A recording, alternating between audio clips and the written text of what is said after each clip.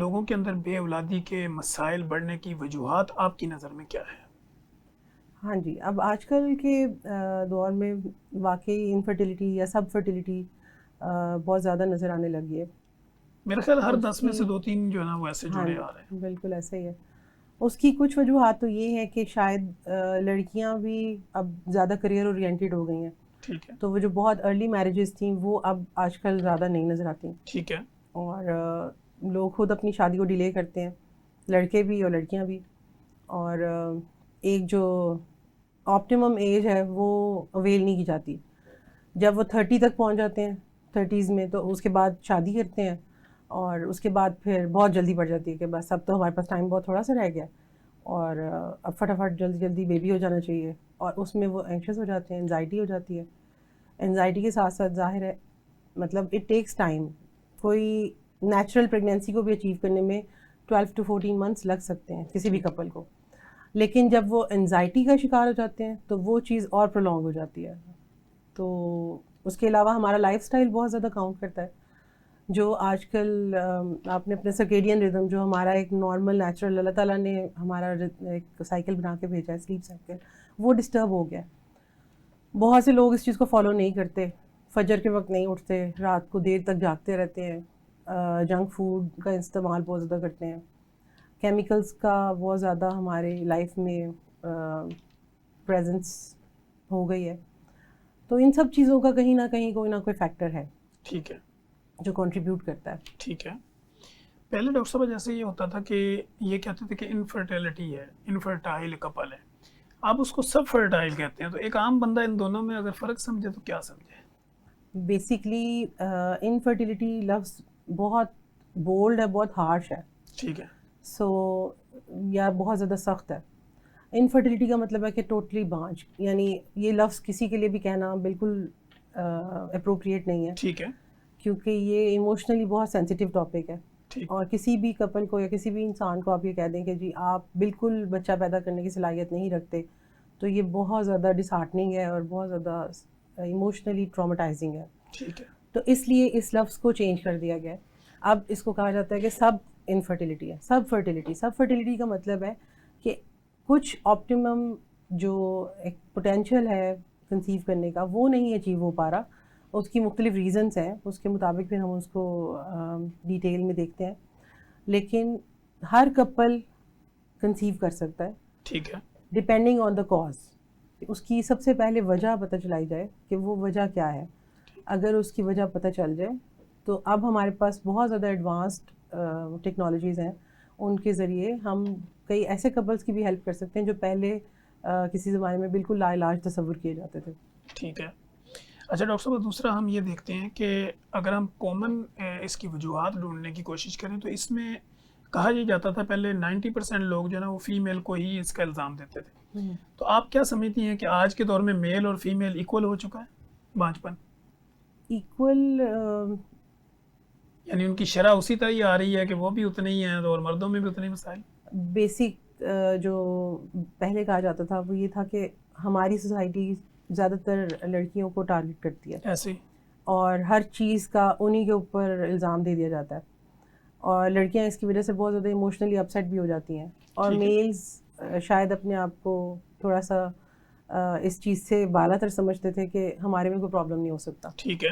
ابھی بھی کافی حد تک کئی کپلز میں، کئی پیشنٹس کے اندر ہم جب دیکھتے ہیں، کیونکہ یہ بیسکلی کپل کی ہسٹری ہے، سو جب ہم کپل کی ہسٹری لیتے ہیں تو اکثر پتہ چلتا ہے کہ میلز نے کبھی کوئی انویسٹیگیشن نہیں کرائی ہوتی، اور وہ کہتے ہیں کہ ہمیں کسی ٹیسٹ کی ضرورت نہیں ہے کیونکہ ہم تو بالکل ٹھیک ہیں.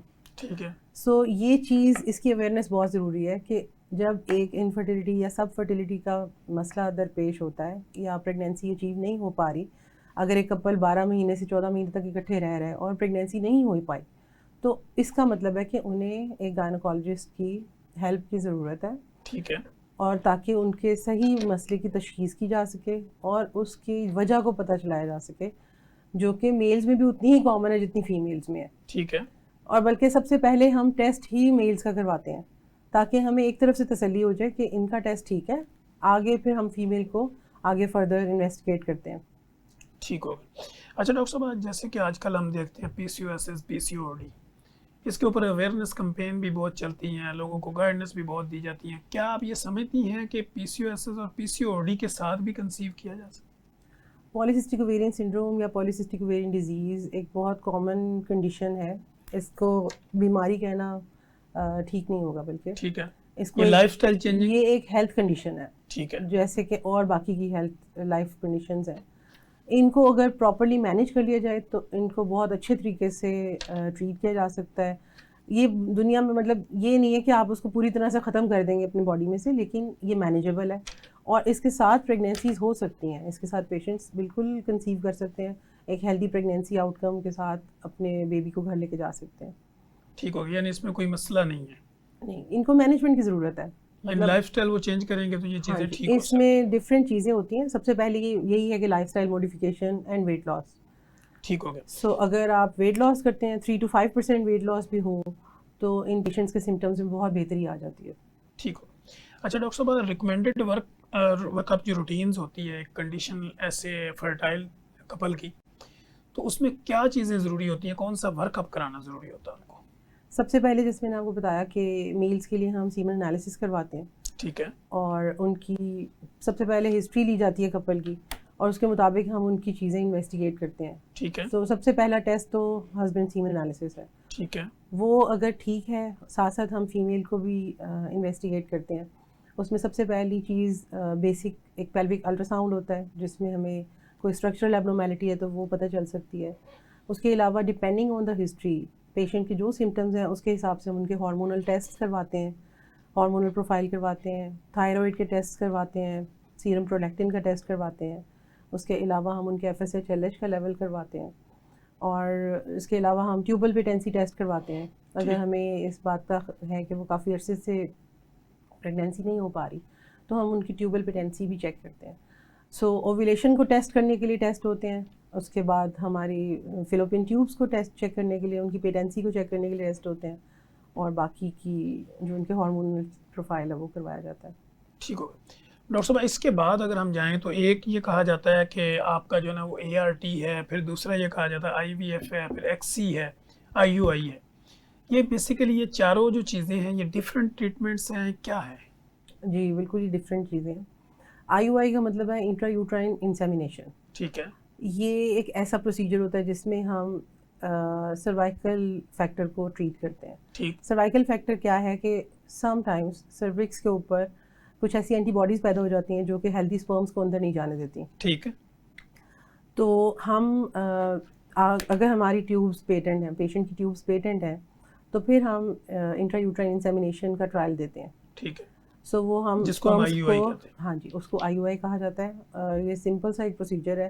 اس میں ہم اسپرمس کو پریپیئر کرتے ہیں، اور اس کے بعد اے سیپٹک کنڈیشنز میں انفیکشن سے بچتے ہوئے، ان سب چیزوں کا خیال رکھتے ہوئے ہم وہ یوٹرس کے اندر ایک کیتھیٹر پاس کرتے ہیں، اور اس کے ذریعے اسپرمس کو ڈائریکٹلی یوٹرس کے اندر انسیمینیٹ کر دیتے ہیں. ٹھیک. اور یہ کلینکل پروسیجر جی یہ بالکل کلینکل پروسیجر ہے. کیئر ڈے ہوگا؟ کیئر بیسس پہ ہو جاتا ہے. کسی انیستھیزیا کی ضرورت نہیں ہوتی، کسی ایڈمیشن کی ضرورت نہیں ہوتی.